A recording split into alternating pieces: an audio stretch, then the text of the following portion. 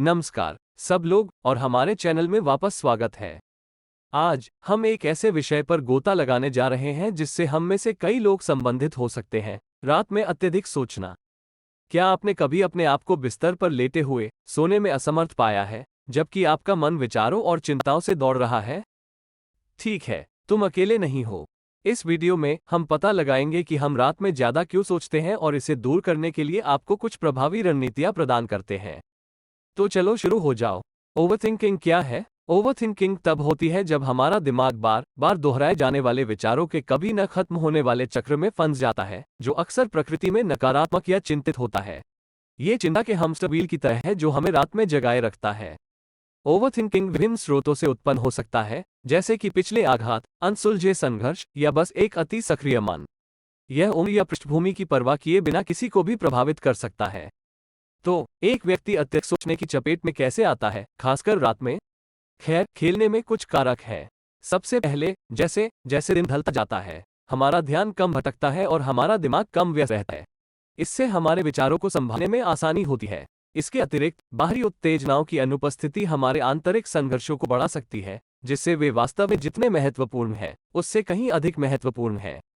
Overthinking एक वास्तविक संघर्ष हो सकता है जो हमारे मानसिक और भावनात्मक कल्याण को प्रभावित करता है। ये बढ़ी हुई चिंता, तनाव और यहाँ तक कि नींद संबंधी विकार भी पैदा कर सकता है।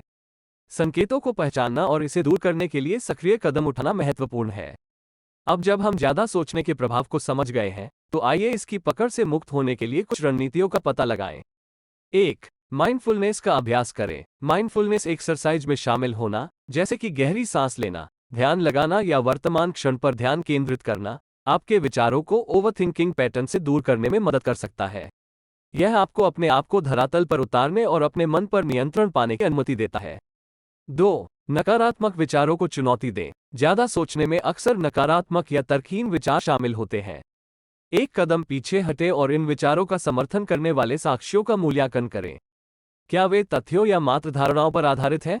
नकारात्मक विचारों को चुनौती देकर और उन्हें सुधार कर आप एक अधिक संतुलित दृष्टिकोण प्राप्त कर सकते हैं। 3. बेड टाइम रूटीन स्थापित करें। सोने से पहले अपने मन और शरीर को संकेत देने के लिए आराम करने की दिनचर्या बनाएं कि यह आराम करने का समय है। इसमें किताब पढ़ना, गुनगुने पानी से नहाना या हल्की स्ट्रेचिंग एक्सरसाइज करने जैसी गतिविधियां शामिल हो सकती हैं। एक सुसंगत दिनचर्या को लागू करने से आप एक शांत वातावरण बना सकते हैं जो अत्यधिक सोचने की प्रवृत्ति को कम कर सकता है। 4. जर्नलिंग। सोने से पहले अपने विचारों और चिंताओं को लिखना एक शक्तिशाली उपकरण हो सकता है।